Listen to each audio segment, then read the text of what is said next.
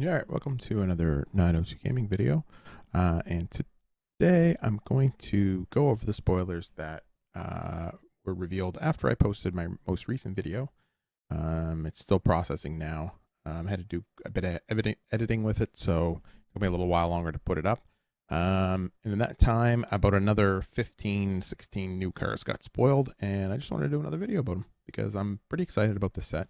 I may seem a little concerned about where the format's at in terms of standard, and even alchemy to a lesser extent, because it'll still apply until at least the Kamigawa alchemy comes out. I'm assuming there's going to be an alchemy for Kamigawa that comes out.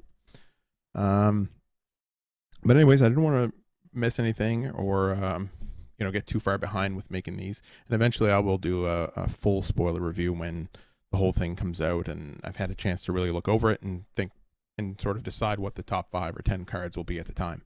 But anyways, so what was spoiled today since my previous video was done? We have Light Pause Emperor's Voice. I think this was actually spoiled before. I think we just have confirmation of it now, so I won't go over that one. This border is pretty sweet, though, I have to say. All right, so we have March of Wretched Sorrow. X in black. Okay. It's an instant. All right, I like where you're going. As additional cost to cast the spell, you may exile any number of black cards from your hand. The spell costs 2 less to cast for each card exiled this way. Okay. March of Sorrow deals X damage to target creature or player. Oh, target creature or planeswalker, and you gain X life. That's not bad, actually. I think it's pretty good. The fact that it's instant, too. That's interesting.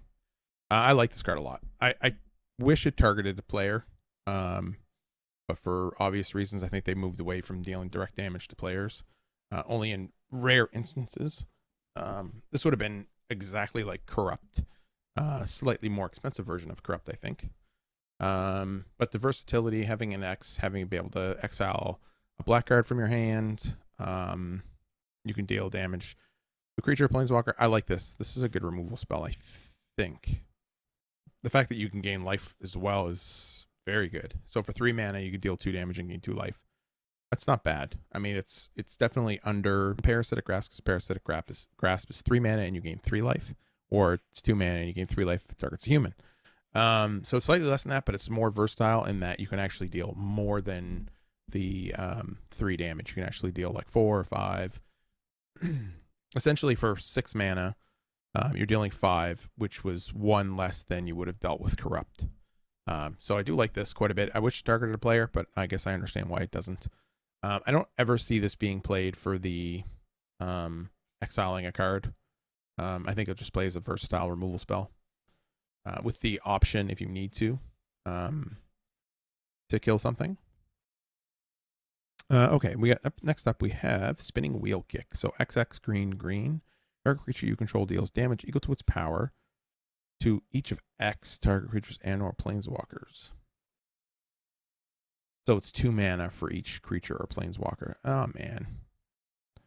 Well, I mean, I said mono green needed some help in my last video, and I think this is pretty good. It's probably slightly worse than I think it is because it's a sorcery. But the fact that you can, I guess at 4 mana, no, I guess that's 6 mana. It's dealing it to 2 creatures. Yeah, it's probably a little too expensive. Yeah, because each X would be 2, so yeah, 2, 2, 4, 6, yeah. Yeah, it's 8 mana for 3 creatures. It's a potential one-sided Wrath if you have the mana to cast it, for sure. So it doesn't actually fight it actually just deals the damage. Yeah, that's okay. I don't think it's necessarily standard. It could be. I could be wrong. It could be standard playable, but I don't think so. Oni Cult Anvil. So we got 2 mana artifact. So we got some artifacts that aren't vehicles, which is kind of neat. Whenever one or more artifacts you control leave the battlefield during your turn, create a 1/1 colorless construct artifact creature token. This ability triggers only once each turn. Sacrifice an artifact. It deals 1 damage to each opponent. You gain 9 life. Ooh, I like this. You can sacrifice an artifact. So there was that insect or something that was spoiled yesterday or the day before, where if it leaves the battlefield, you get to draw a card. Thanks for calling that out. I thought it was when it died, but you can sacrifice it still. I kind of like this. This is interesting because constructs. You have the there's some creatures that make a bunch of tokens, make a bunch of constructs. The Dollhouse of Horrors makes or creates creatures from constructs, or sorry, creates creatures that are constructs. Gotta learn to talk today. So that's pretty sweet. There's also the there's an artifact that's 5 mana that pumps colorless creatures, so that's interesting. So each time you sacrifice, so you can sacrifice this to itself.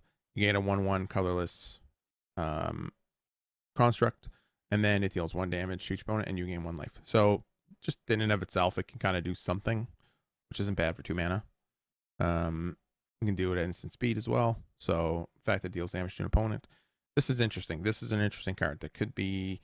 I'm hoping something with this and some artifacts, maybe some good artifacts that aren't just vehicles. Okay. Stepsister's Call. 5 mana enchantment. Okay. I like it so far. At the beginning of your end step, I don't think this was spoiled already. I don't think so. At the beginning of your end step, choose target permanent card in your graveyard. You may sacrifice a permanent that shares a card type with the chosen card. Okay. If you do, return the chosen card from your graveyard to the battlefield, and it gains if this permanent would leave the battlefield, exile it instead.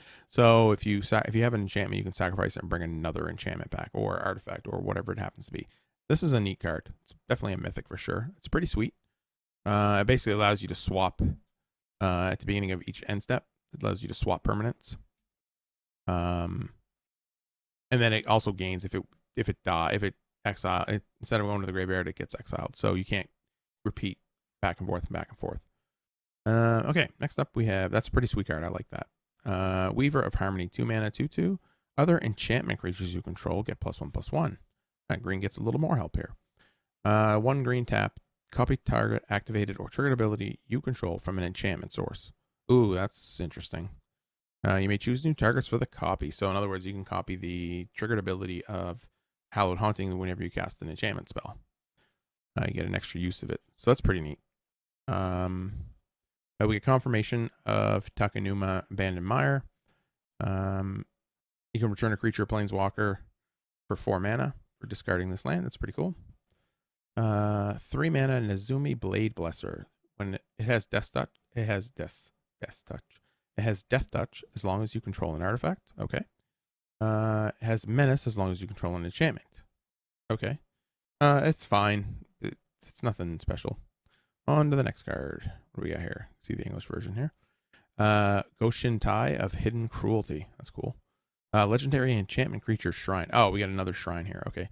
So it's a 4 mana 2/2 Death Touch. At the beginning of your end step, you may pay 1. If you do, destroy target creature with toughness X or less, where X is the number of shrines you control. Toughness is important because I noticed that a lot of the creatures spoiled in the set have a lower toughness than power. So that's interesting. Look. Next up we have, I like the shrine. The shrine seems interesting anyway. Selfless Samurai.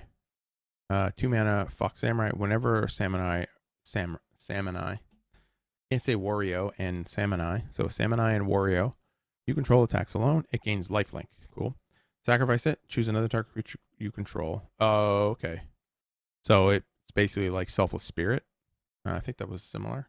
I think except it had flying on it. So it can protect another creature. That's more of what white needed. More great spells to protect it from removal. Anyways, all right. So next up we have Anchor Reality. 4 mana sorcery. As an additional cost to cast this card, sacrifice an artifact or a creature. Search your library for an equipment or vehicle and put it onto the battlefield. Oh, wow. If the mana value of that card is less than the mana value of the permanent sacrifice, you get the Scry 2. That's interesting. The sorcery, that's pretty good. I think that's pretty good. The fact you can't do it in response to a removal spell, though, makes it a little bit more balanced. Prosperous Thief. So human ninja, ninjutsu of 2. Whenever one or more ninjas or rogues you control deal combat damage to a player, create a treasure token. This will see play for sure. This is a pretty good card. 3 mana, 3/2, ninjutsu of 2. You only get to create a single treasure token. Yeah, one or more. So I think it's only once. So that's pretty cool. Again, more stuff for the ninja / road deck. Soul Transfer, 3 mana, sorcery. Choose one. If you control both an artifact and an enchantment while casting the spell, you may choose both. That's interesting. So exile target creature or planeswalker, and return target creature or planeswalker from your graveyard to your hand. That's a very good spell, I think. The fact that it's basically Hero's Downfall if you don't control anything, except that it exiles at sorcery speed. I think that's pretty decent. And if you have both, you'll be able to return one from the graveyard to your hand. So it's a regrowth and a Hero's Downfall in a sorcery spell. I think that's very good. It is conditional to get both. However, either one is good, I think, on its own. It is a little bit slow being a sorcery, and we have Hero's Downfall. But the fact that it exiles is a little bit more relevant, I think. Hopefully there's nothing. Let's see if I reset this, if more gets spoiled. Hey, we had a couple more spoiled. Look at that. So we have, I think this is the same. Okay, so we have Okiba Reckoner Raid, 1 mana saga. That's interesting. Okay, each opponent loses 1 life and you gain 1 life. So 2 and 2 for 1 mana, and then it flips. This is a very good card, I think. Well, it's a good card in and of itself. I don't know if it'll see play, but it's a good card in and of itself because it creates it for 1 mana. You deal 2 damage and gain 2 life, and you get a 2/2 menace, and then it gives vehicles you control menace. That's I think pretty good. But anyways, that seems to be the only one. So that's all the spoilers. There are probably more by the time this video goes up as well. But anyways, hopefully you enjoyed this one too, and I will see you later.